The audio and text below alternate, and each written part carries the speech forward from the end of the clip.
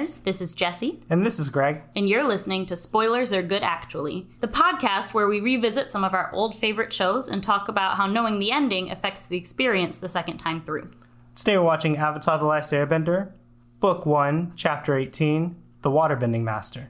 The way this podcast works is we have a non-spoiler section at the beginning where we discuss everything in the show leading up to the current episode, and we have a spoiler section. The spoiler section assumes that you've watched all of Avatar: The Last Airbender, you've watched Korra, you've consumed whatever extra media is around it, and you're not concerned with spoilers. The podcast is called Spoilers Good Actually. We would like for you to join us in the spoiler section. It's going to be a lot more interesting, I think, than the non-spoiler section. If you're not there, if you're not going to do it, you'll know. Jesse will put in a little musical interlude, but we hope to see you there.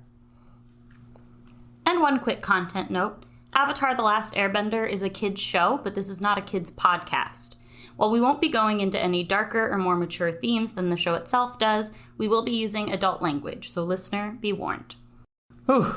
This is, I enjoy this episode. Finally, a good fucking episode. I love watching.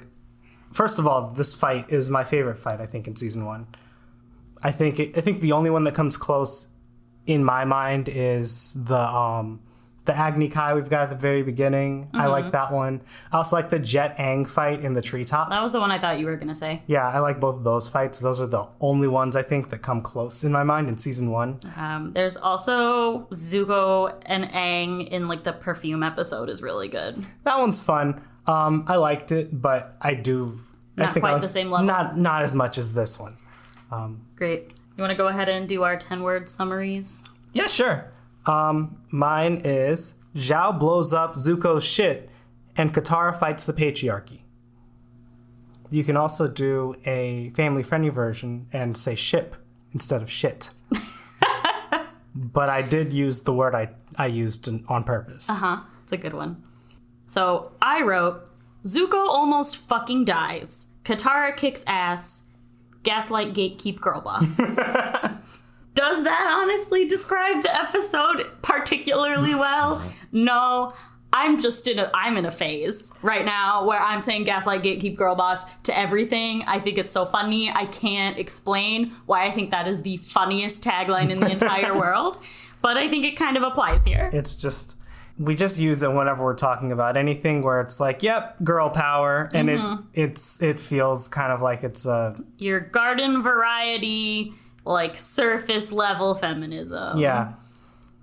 Where it's like, if you actually think about it a little more, I don't know really how that is advancing women's rights, but like, it's fine because we had a girl power moment. Yeah. And I loved it. For the record, I am #1 Katara stan. This is her episode. Yeah, it's so good. This episode is Katara at her most Katara. Like, yes, she I agree.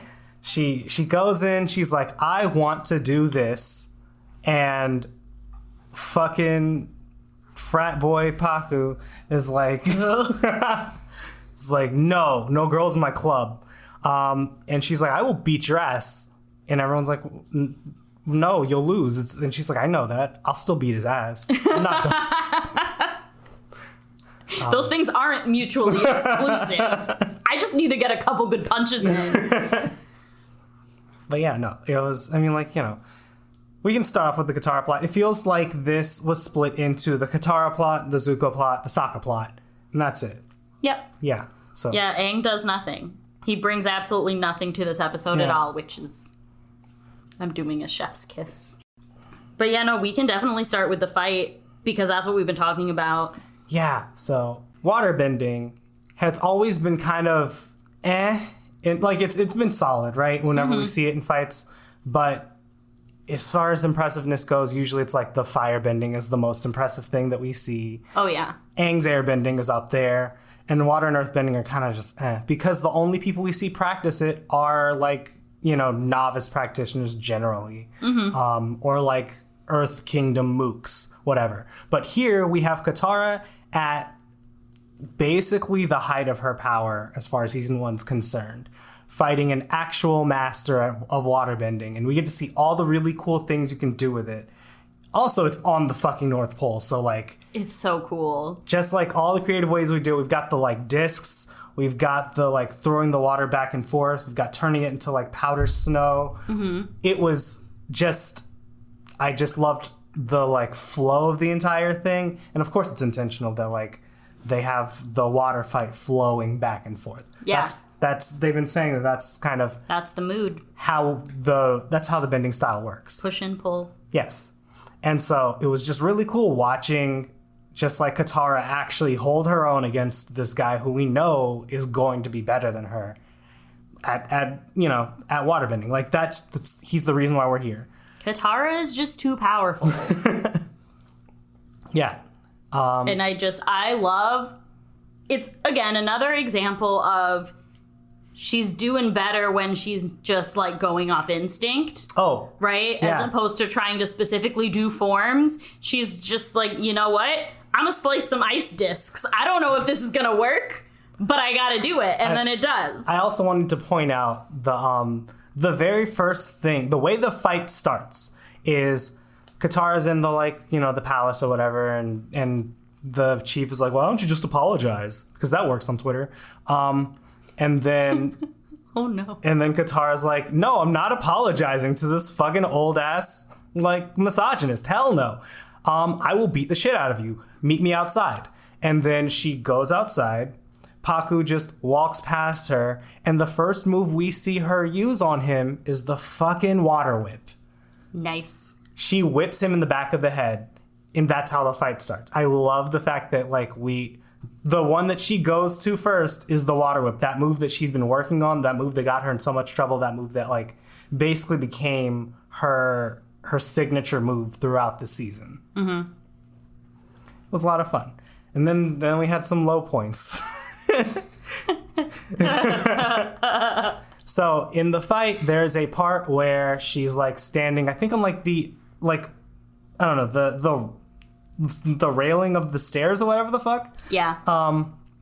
And Paku sends like a huge like torrent of water at her, and she like kind of makes it dissipate, and she like uses like the ice to hold her ground and stay she steady. freezes her feet. Yes, in place, and she like neutralizes the attack, and then she goes, "What? You can't knock me down.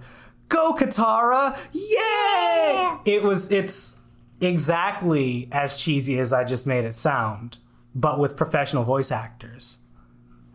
Yep. And that is the Gaslight Gatekeep Girl Boss.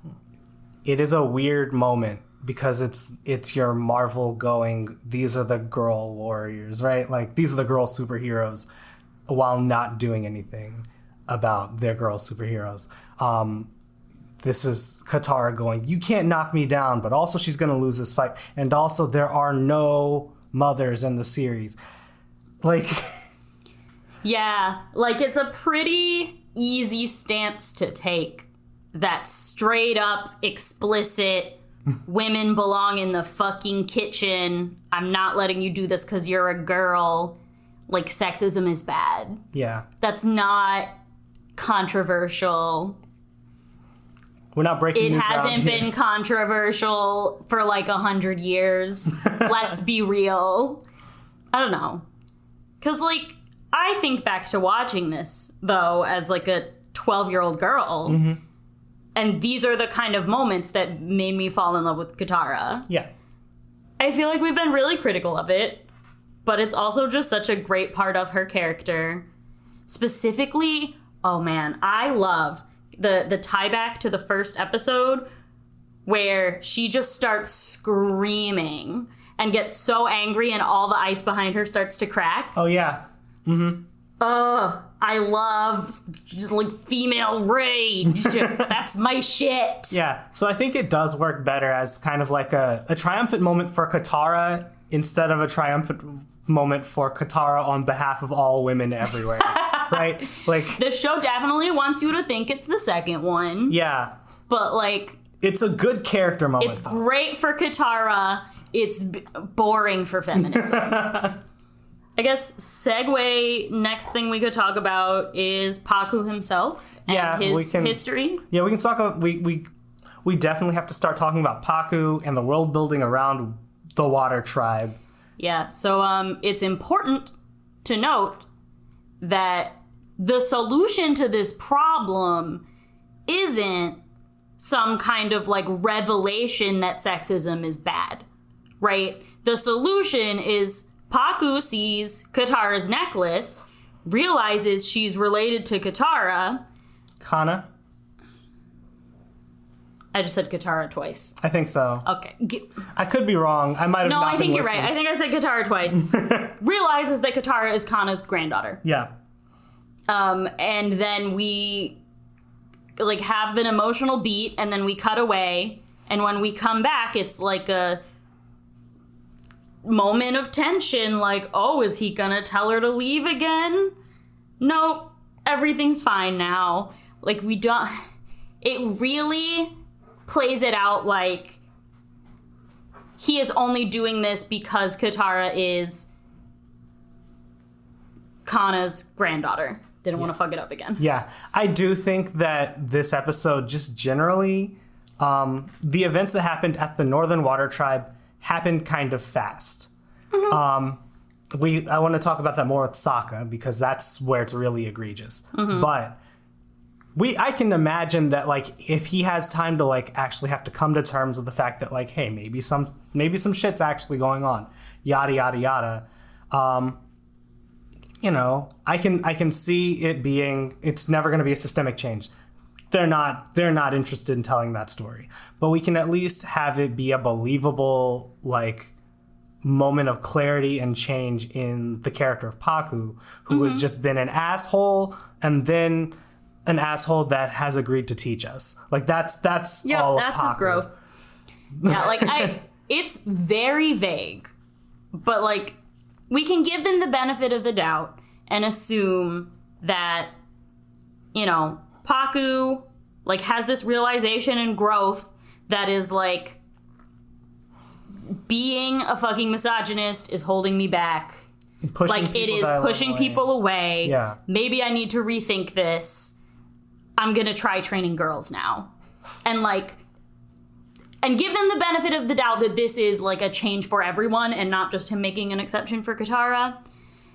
Yeah. I think we can do that because it's not clear. They don't say one way or the other. Yeah. But it still feels a little weird. Yeah, like it would have been nice to see that more. It would have been nice for us to, honestly, I would have spent a bit more time exploring Paku and his backstory and what's happened to him previously that led him here, right? That way we could have had something kind of key in, and we can see how this necklace actually matters and how it makes him change his mind and shit. But we didn't get that. We just got, I loved your grandma. Your grandma left halfway across the world. 100% across the world. That's true. Halfway. Yeah. I mean, like, it's always weird. Anyway. Yeah, your grandma traveled to the exact farthest location she could from me. And that made me feel bad. And I will change my ways because I have realized that. Like, I don't know, man. Yeah, like, I don't know. I just gotta choose to interpret it in the most forgiving way possible. Yeah. And that's that. Although it does kind of seem like Paku is really the only one who actually cares about this. Yeah, I mean... Like, they purposefully don't really show us other people's opinions. The only thing that we do get is Chief I don't Arnook? know. I think that's right, actually. Arnook? Oof. I can't remember if there's an R in his name or not. Yeah. I'm very sorry. The chief, being like, you know, that was kind of disrespectful. You should apologize. Yeah. And, you know, he there is clearly just talking about, like, her yelling at him. Right, like, he's pissed. Like, you know, you can kind of feel it when the chief's talking about it. He's like, man, Paku's old. He's not gonna let it go. Just apologize, please. I mean, the other aspect of it is that we see at least one other area. We see the healing hut has little girls and only little girls in it, right? And so that also kind of that's more evidence that like it's more than just Paku, maybe. Yeah. Like, but like, I don't know. The vibe that I got is that there's, you know, kind of a general expectation of gender roles. Mm-hmm. Paku is very strictly enforcing, I won't teach girls. So, of course, all the girls go to the healing hut. Because there's only one waterbending teacher in the... one fighting waterbending teacher? That's fine. Yeah, I mean, it seems like Paku and Yagoda are the two quote-unquote master waterbenders. Right. I'm sure there's plenty of other very skilled waterbenders who, like, theoretically could teach, but they have, like, the formal education system. Yeah, like, if you want to be an actually very good waterbending master, you go to Paku. If you want to learn a few moves, if you want to be decent, if you want to be, like, mid-season 1 Katara level, there's probably somebody in the Northern Water Tribe that can teach you. Mm-hmm. Sorry, everyone. Chewie wanted attention. Mm-hmm. He's over here breathing very loudly. But no, like, I think the boys just probably feel the social pressure and, you know, as children are like, man, healing is for girls. Yeah. But, like, essentially, what I'm trying to say is that it feels like most other people would probably, like, side-eye it. They would be like, oh, that's weird. Are you sure? But I don't think it's like, I don't know. He says that it is forbidden in the tribe, and that just feels like an exaggeration to me. I mean, yeah. Right? It seems like he is refusing to do it personally, and, like, sure, the, like, culture and expectations of the tribe reinforce that, but, like, the only one who is literally stopping her is just because he refuses to do it. Yeah. I don't think anyone else there in any position of power would, like, force her to not learn. Yeah, we haven't seen anybody, like, giving Paku shit for teaching Katara. There's nobody that seems to agree with Paku. Like, literally nobody actually holds the stance, yeah, Katara shouldn't be waterbending. And in fact, we have a small group of people, not all of which are just Aang, that cheered on Katara when she was fighting. So, like, you know, you're right. Yeah. It feels like it's more Paku than anything, and it's probably... It's like the difference between... The reason that I, like, doubt him when he says it's forbidden in our tribe is I can't imagine anyone there, like, I don't know, sneakily teaching their daughter how to do a water whip. And then the fucking ice cops come out and are cops. Like... Write that down. We're going to forget, put down ice cops. Hell yeah. Sorry. And so the ice cops come out and, like, I don't know, issue a fine, take her to jail. Like, what are they gonna do? Like, what enforcement is there besides Paku will not teach them? What is jail? I don't want to go that far into thinking about how the Northern Water Tribe's judicial system is set up. Jesus. But, yeah, no, I think you're right. The point just being, it feels very personal. Mm-hmm.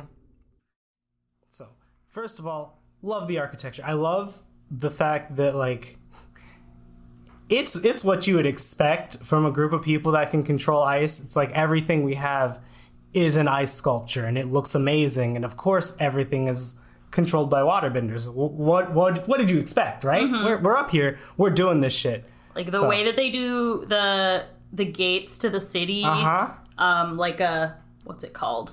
I mean, it's how canals work in real life. You have the different, like, locks. Mm-hmm. That might actually be the word, but the different sections where you have to, like, raise and lower the water level. Yeah. But they just do that with bending and I don't know, the detail of it being so precisely, like, in those columns is really fun. Because that's just unnecessary. Yeah. But, like, you know, that might be, I don't know how they, like, measure it. Maybe. But also, it could just look cool. It's probably just because it looks cool. Listen, the world building in this show is pretty deep, but it's not that deep. Like, they did not consider how did the fucking Northern Water Tribe measure how much water to raise and lower the fucking boat to get in the gate to the city. Yeah. But I do. I think about that stuff. Yeah, it was just, I loved the way everything looked. I honestly kind of just like wish there were more colors besides blue and white. I mean, yeah. But you work with what you got. We're on a giant block of ice at the top of the world. It seems like it was literally like carved into a glacier. Yeah. Like you can see rows of buildings kind of like going up in the background in a few scenes. Mm-hmm. So like it seems like to me there is just like a huge natural glacier here. Yeah. And they are just on the edge of it, have built this port city, and then people just like move outwards. Mm-hmm. It's really cool. I love the boats, and all the bridges are really beautiful. Yeah. It's really a shame, just like looking at the difference between the Northern Water Tribe and the Southern Water Tribe, and just like this. I mean, we like Kana went to the Southern Water Tribe. Just it would have been nice to see a Southern Water Tribe that was just as big, maybe a little smaller, right? But they get to put their own kind of influence and culture on it, right? Mm-hmm. It would have been nice to see like a different twist from the Southern Water Tribe's perspective on making a society. That would have been really cool. But that's not what we have. Katara and Sokka have very humble beginnings, and that's intentional. Right. I don't know. It kind of goes back to what we were saying earlier, because I, in my memory, thought of it much more as a tradition versus progress question, when, as we established, this is really just a Paku problem. It looks like it's mainly Paku. Like, in general, they have very strict gender roles. We've got the whole arranged marriage bullshit. Right, yeah. That's like a whole thing that hasn't gone away, at least for the people in power. Yeah. And like, I have other questions that, like, because I have an idea of how these kinds of things arise. And it's very strange seeing them arise in this setting.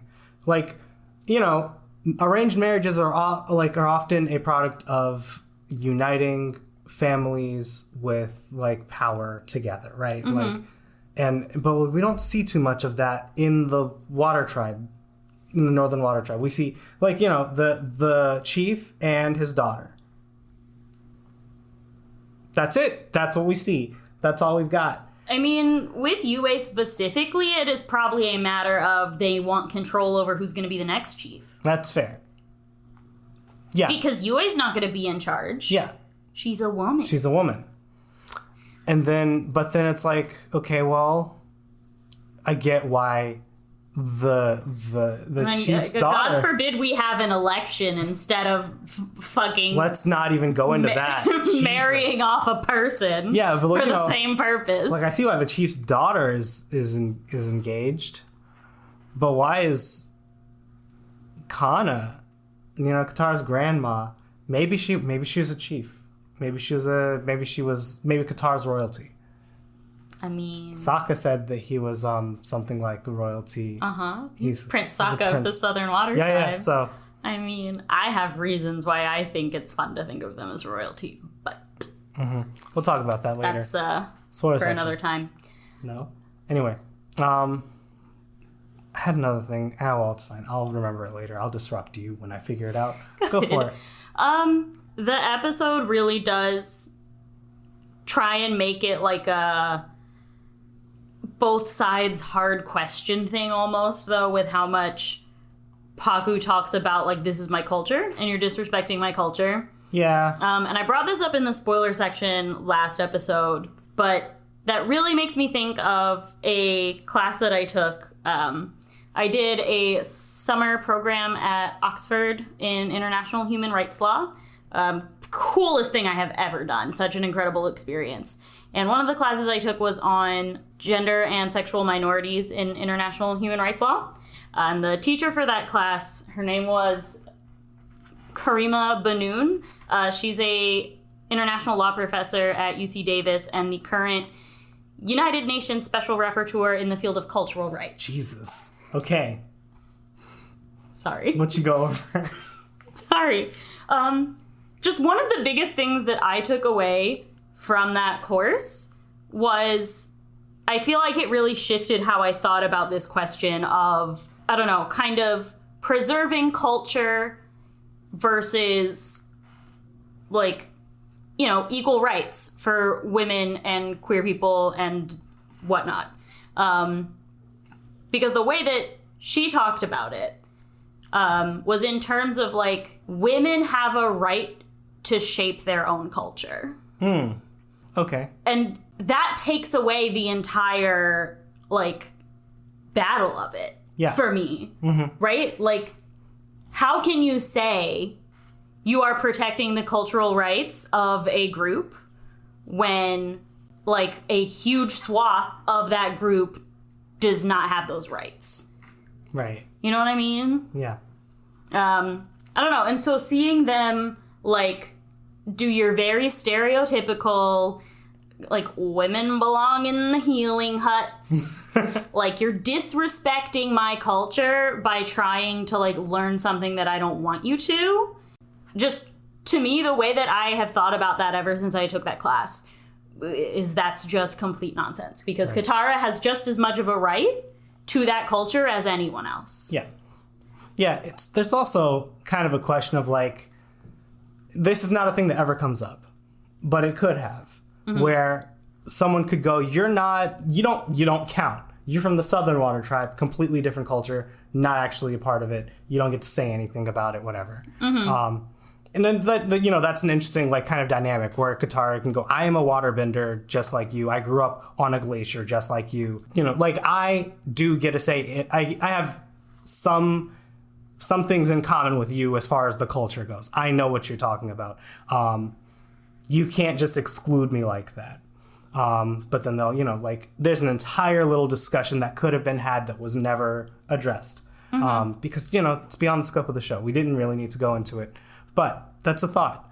A thing that always gets me, and I remember, this is the thing that I was going to say earlier.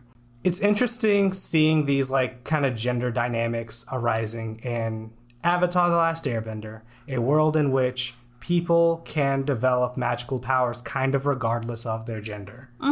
Because generally, the way it works in our society is dudes tend to have the muscles and they tend to beat people up, and so dudes tend to get power, and then that just reinforces itself over time. If I'm a dude and I want to beat people up, but then that person can shoot fire at me, or that person can shoot a spike through my head, it doesn't matter anymore. And so it's kind of weird. Like, that's just the thought that's in the back of my head. Like, I agree. I think it is a glaring flaw in the world building. Yeah, like, there should be a much bigger rift between benders and non-benders, and we do see that in places. Like, that should be that. I feel like that should be our central tension. The gender gap, the gender rift thing, shouldn't be as much of an issue. There's an argument that, like, because it's regarding combat, you can still have, like, a similar dynamic between benders and between non-benders, where it's like the dude benders tend to be stronger, but, like, I'm not even going to go into that, and I'm not fully convinced of it. Yeah, I mean, it truly does not have an in-universe explanation. Yeah. It's just this there. show was written by white men. Yeah. Because it's not a coincidence in my mind that the group of people with the most socially conservative culture out of all four nations are also the ones with the darkest skin tone. And they're based on, like, indigenous populations. Yeah, no, I see what you mean, though. Like, I don't know much about, like, the cultures that the cultures in Avatar were based off of, right? I believe it's the Inuit culture for the waterbenders. I don't know much about them, honestly. That said, like, the, like, very strong gender divide or whatever is not a thing that in my mind has, like, I've associated with it. No, not at all. Right. And so it is a little strange that we just kind of, like, shoehorned it in here. Like, again, it works well for Katara specifically, but it's strange to see it here. It doesn't quite match up, and it could just be a matter of just like the perspectives of the people making the show. They had an idea. They were like, let's stick it in there. Maybe they didn't even think about the fact that these are kind of like, these are the darkest skinned people you have in your universe. Oh, I'm sure they didn't think about it. Like, nobody ever thinks about that. We just happen to see it. Nothing is on purpose, but like, that's kind of the problem. Yeah. I don't know, but it's like you said that if they had really thought about like one of the main differences that separate the Avatar world from real life, which is the magic system and how that affects just things. How people get and hold power. Yeah, and they thought about that in many ways, but as men, didn't really occur to them that that might affect like the entire concept of the patriarchy. Yeah. Like, they're just like, okay, this is a thing that happens, in real life. This is realistic. This is believable. Like, we'd have... And this is a, like, good arc for this character. And that's as far as it went. We'd have the Bendarchy. I mean... It's not a good term. It's not. No, we can do better. Anyway, I think that's all I've got to say really about just, like, the water tribe generally. I don't have too much to say about Sokka's plot, but I do want to take some time and talk about that. I am a sucker for just like this the meet cute and the confession and the like. Sokka had a very like by the books rom-com plot. Yeah, it was adorable. I loved it, and it happened in like 48 hours, and that's weird. That is super weird. Right? Like that all if you think about it, it happened in like 2 days. He straight up asked her on a date, I think the first night he met her. Mm-hmm. Right? And I think she kissed him the next day or something like that. And she was engaged at the time. Yeah, like they got there. It's evening. They have the banquet. Yeah. Yeah, sir. Sokka meets Yue and is like, we should do an activity. At a place at a time. Yeah, and she's like, haha. Yeah. Yeah, I mean... And then the next morning, Katara tries to go to waterbending school and gets rejected. Yep. We have that full day. That evening, I believe, is when she fights Paku. Yes. And then that night, Sokka and Yue go on their bridge date. Yeah. You missed the part where he like officially asked her on the date that morning when she was on the boat. But yes. Like it straight up happened in like 48 hours, and we really could have used just a bit more actual in-universe time passing. That was a 24-hour period that I described. 24 hour. Right, like... But, we can say there's, one day she gets rejected, next day she fights Paku and they go on their date to make it 40. But, like, it's so fast. It's very fast, and it doesn't make much sense. It's very weird. But... You just gotta accept it. You just go with it, because first of all, we're not here for Sokka. Let's be honest.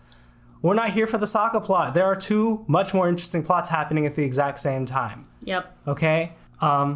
Speaking of which, hell yeah. I hate us. Hell yeah. Two halves of the same idiot. Let's go. Zuko. Man, honestly, there's not even much to say about it. Just fuck. So the cool thing about the Zuko plot is we just see a lot of pieces that we've laid out like ahead of time just falling into place. Mm-hmm. We've got Zhao and Zuko's like rivalry. We've got Zuko being the blue spirit. Mm-hmm. We've got Zuko antagonizing the pirates. We've got Zhao having all of these resources and being able to like take away all of like Zuko's staff. So now Zhao's like, I can just fucking kill anybody I want, right? Like, I just love the fact that it was all of these pieces lining up and just falling down, and then we get this amazing climactic explosion. That explosion had like 3 different it was in tears angles, and it was so awesome. Oh my god! But honestly, there's not too much to say about it because we've seen it already. We've seen this being built up throughout the entire series. Yep. It does tie into some of the discussion we've had about, Iroh sticking through with Zuko through every fucking bad decision. And here he is again, and he's like, I'm going to sneak you onto the ship. Yeah, I mean, shit. If I'm Iroh, I want to do a lot more than... that's true. Right? Like And when he walked away, he had no fucking clue. Mm-hmm. That must have been so scary for him. Yeah. And then Iroh joins the man that he, like, nobody's fooled. We all know that Zhao's the one that tried to kill Zuko, right? Like, oh yeah. But like, Iroh's not stupid. He knows. He knows Zhao did this. Yeah, obviously. And he decides to join Zhao. Good shit. Good shit. I love them. Oh boy. After only like 50 minutes of recording. We can move on to the spoiler section. Well, we gotta do the golden fuck first. Oh, right. Golden fuck.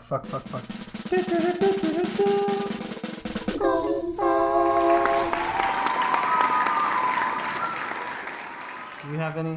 Mm-hmm. I have one. I have two. Okay. For those of you new to the podcast, the golden fuck is a segment we do every episode, and it is based around the concept that in movie ratings, you only have a certain amount of like adult language you can use before it becomes rated R. And so for PG-13, you can say fuck exactly once. And what we do is we go in every episode and we nominate, discuss, and vote on who we think should get the golden fuck of the episode, when they would say it and why. Yep. So you said you had one? I had one. I have two. You should go first because I think there is a high likelihood that we overlap. Oh, okay. So the one for me is when Zuko saw the parrot when he was like, there's actually no dialogue in this part, in this section, but that when he's like looking, Zuko, first of all, Zuko has like very good hearing because I think somebody just like accidentally did like yeah, he heard the door opening a little bit and he was like, and he was out, and so he was on the case, suspicious as fuck, looking around, and you know, the split second before the explosion goes off, he sees that parrot, and I feel like that's when he knows that he's been caught in something dangerous, and I think that is a good time for like very quiet fuck, you know, the kind of fuck where you like see him mouth it, and like if you've got your captions on, you see that too, but you really have to listen to hear him say it. Mm-hmm. That's where I'd put it, right there. Wow. Okay, that is not what I expected. I know. Yeah, so I have two, and they both go to Katara. The first one is when she is originally being like sent away by Paku. And she says, I didn't travel across the whole fucking world for you to say no. Right. I think that would be a good one.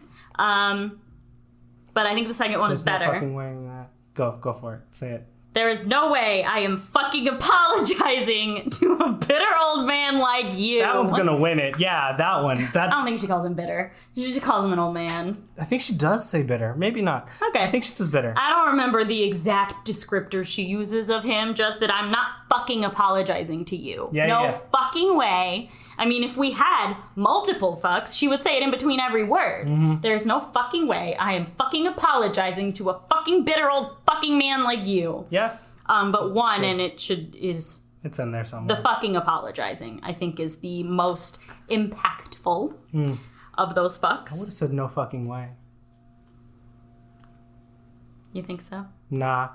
Now that I'm thinking about it, no. I think you're right. I mean, we can try both. We can try no fucking way am I apologizing to a bitter old man like you. Versus, no way am I fucking apologizing to a bitter old man like you. Yeah, I'm not sold. I don't know.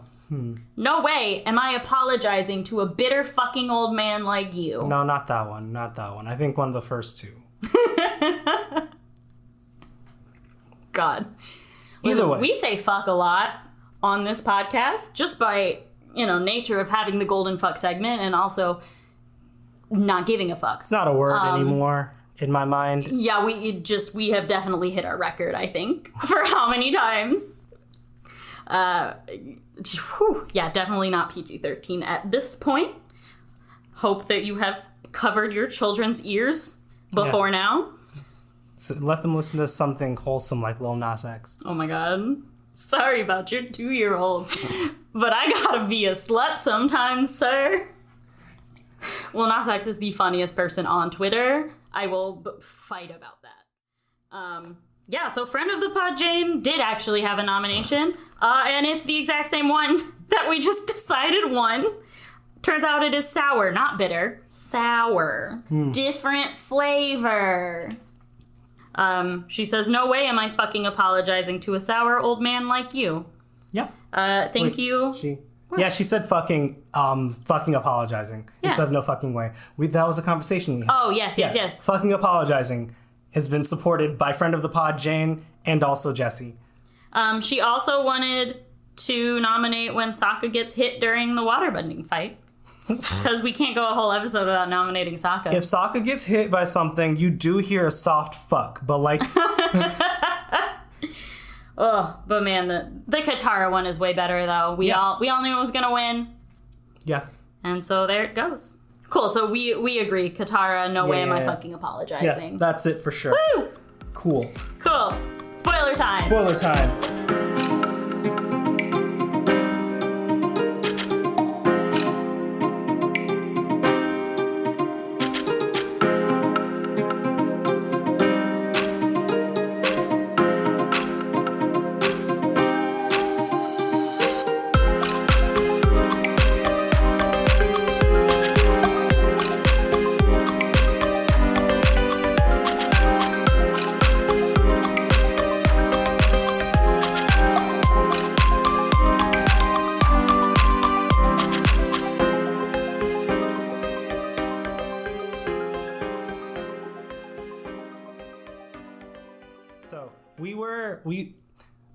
We have to go back to our like world building discussion, and we have to talk about it in the context of, the world at large, because in the first season we really get like a good strip of land. Basically, we see like from the Southern Water Tribe up to the Northern Water Tribe, and it's just zipping up there. They're doing some weird zigzags, but it's like one.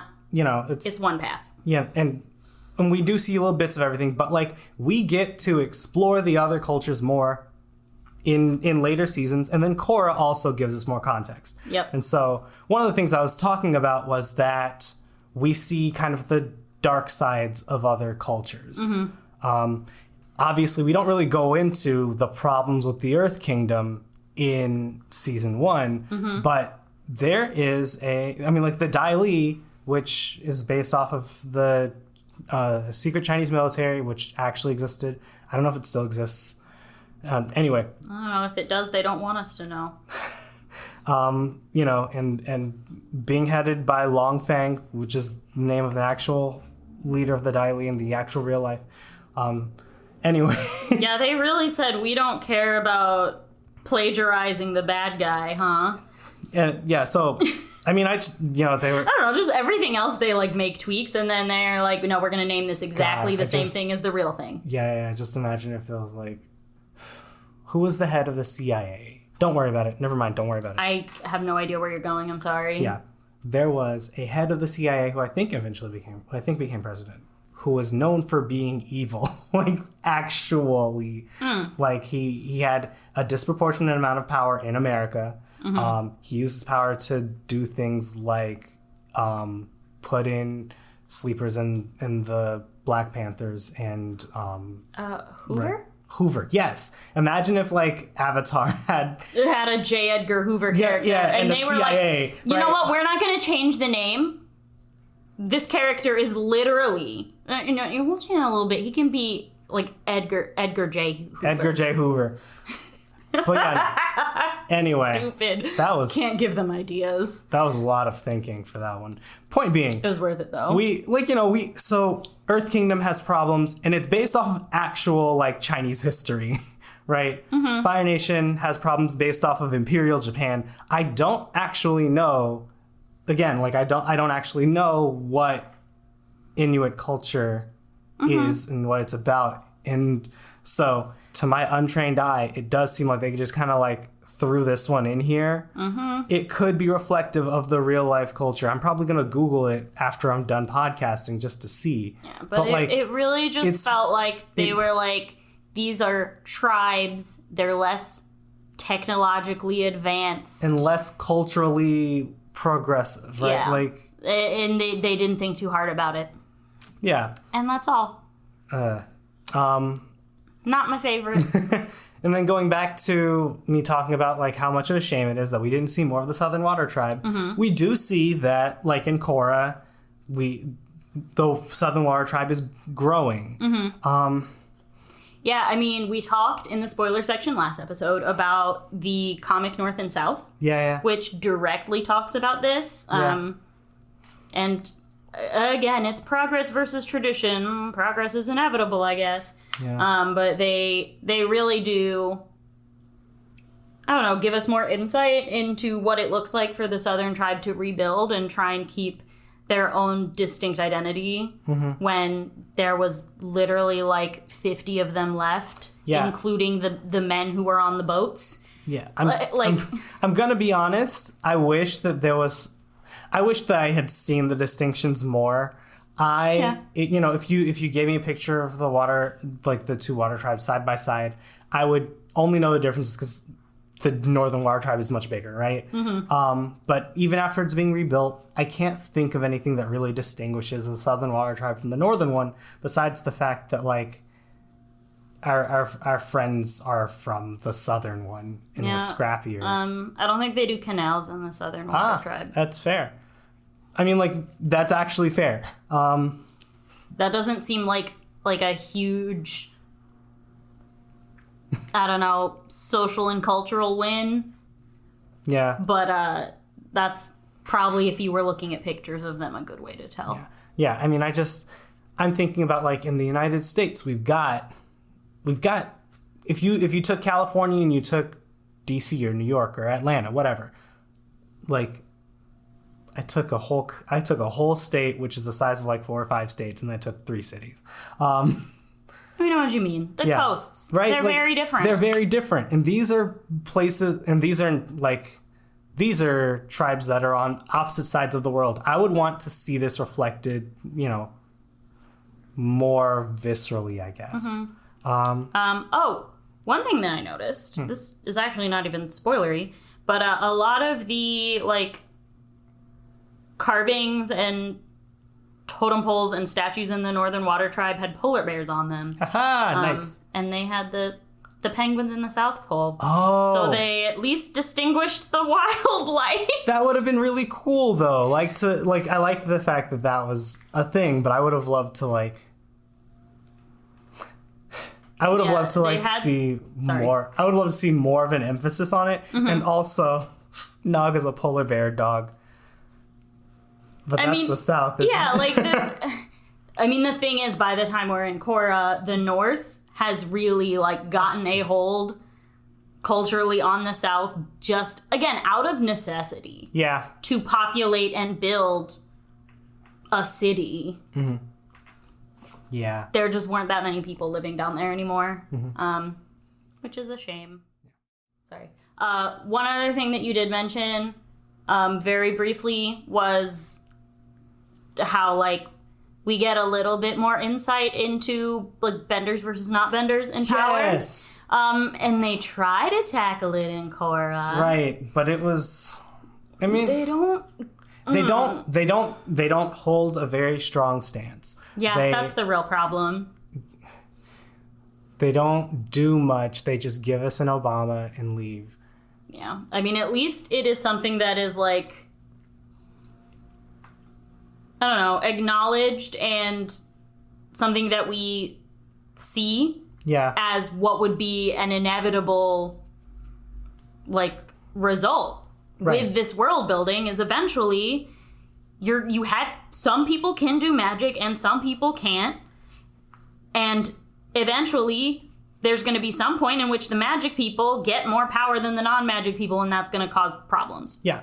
And I don't want to go on to it too much, but like it does bother me that like we only ever see they only really want to show us the few bad guys. Like if the benders that are abusing their power are Tarlok, the corrupt politician, and various gangs. And I guess, you can argue Korra, but we're not trying, they're not really trying to put her in that light. That when they're talking about like the non-benders that are being abused, it feels like they're mainly talking about like Tarlok abusing like the police force and his his like, you know, Tarlok just, and even the police force is just seen as like a neutral thing. City riot squad. Yeah. Wow. Like, but we're not talking about just the everyday interactions, just general benders feeling like they genuinely are better than non-benders in the way that they certainly would if this is a real thing. You know, no talk about like, I don't know, non-benders being denied jobs or some shit like that. Just the systemic issues that you would expect to happen aren't really explored or looked into.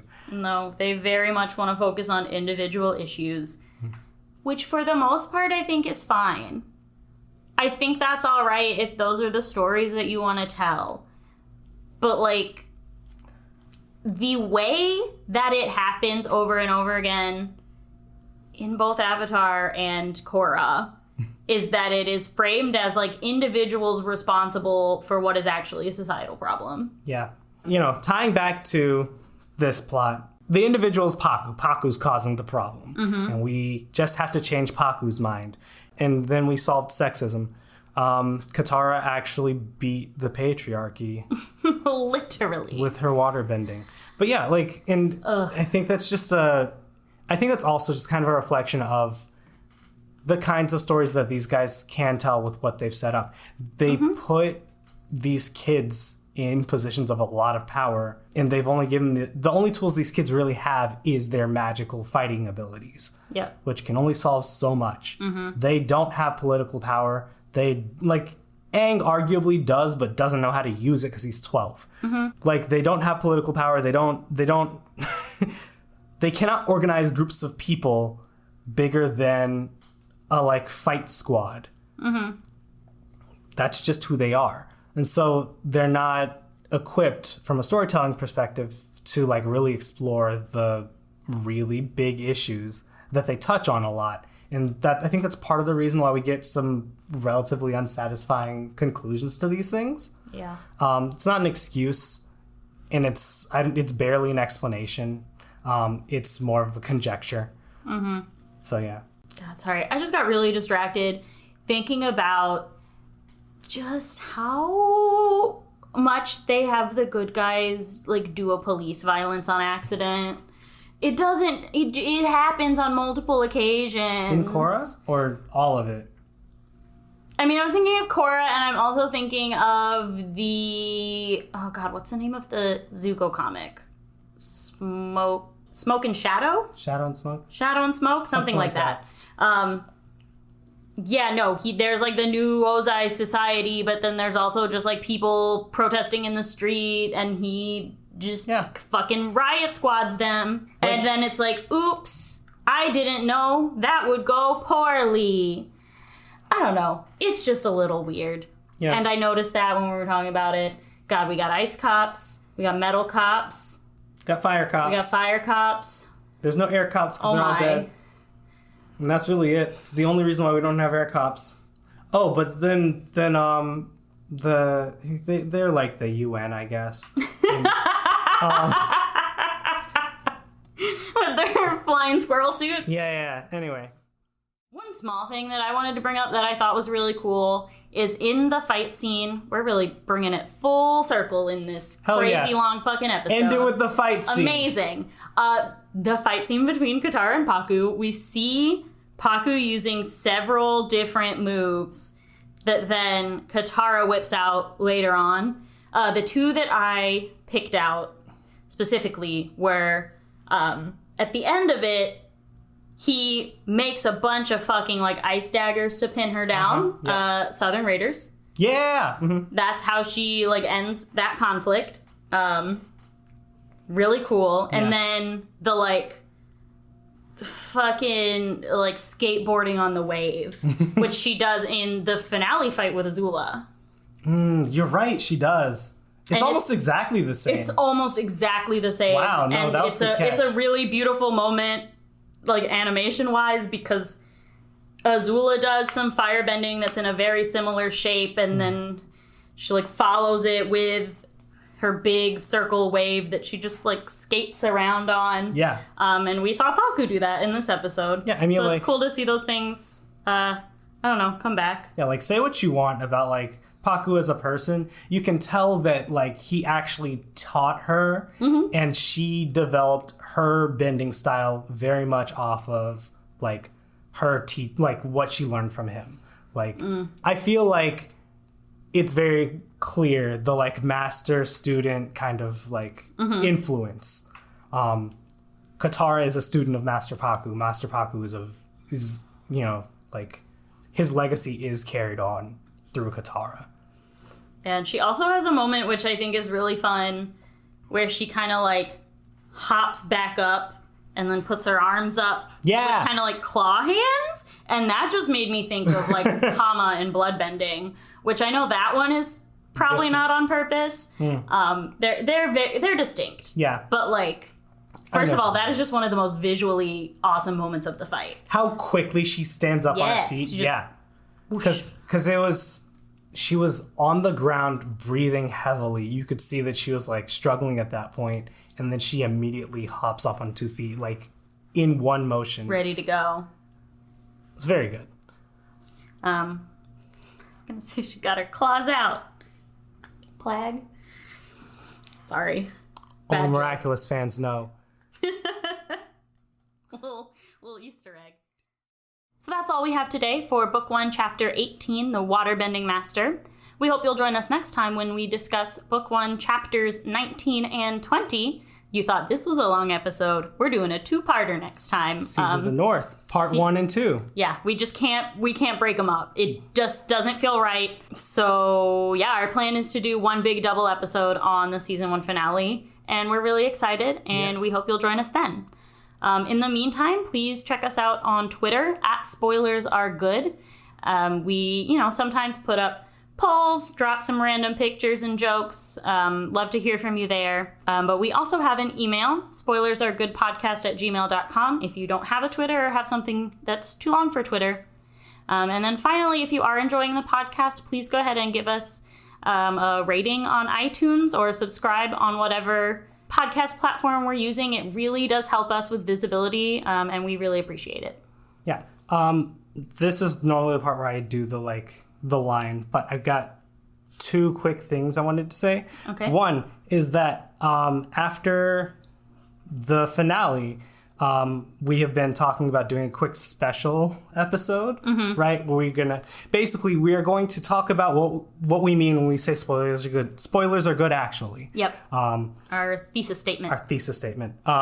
So it's going to be a little bit different. It won't be exactly like this. We'll still have our back and forth. We'll talk about it. But it's going to be a very different episode. And then after that, I think we're going to go into Book 2. We might have a break. I don't know if we've decided that yet. Yeah, I haven't decided. But so that's the first thing. The second thing is a little bit more personal.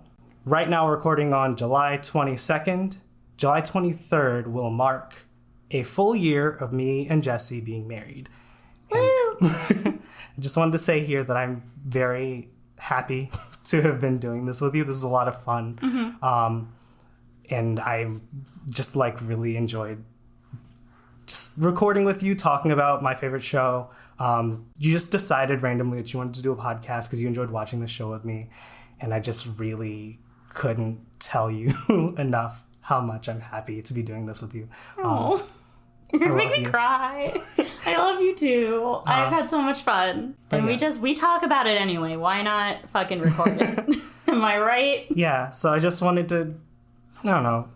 I really appreciate all the things that you're doing because you're doing almost all of the work. You're doing the social media part, you're doing the editing, and you're dragging me in front of the TV and making me write notes so that we can have these moments. But I really appreciate it, and I'm really glad to have you around because you're the best friend I could have. I love you. I love you too. Happy anniversary. Happy anniversary. With all that said, everyone remember, just because it's spoiled doesn't mean it's rotten. We'll see you next week. Bye.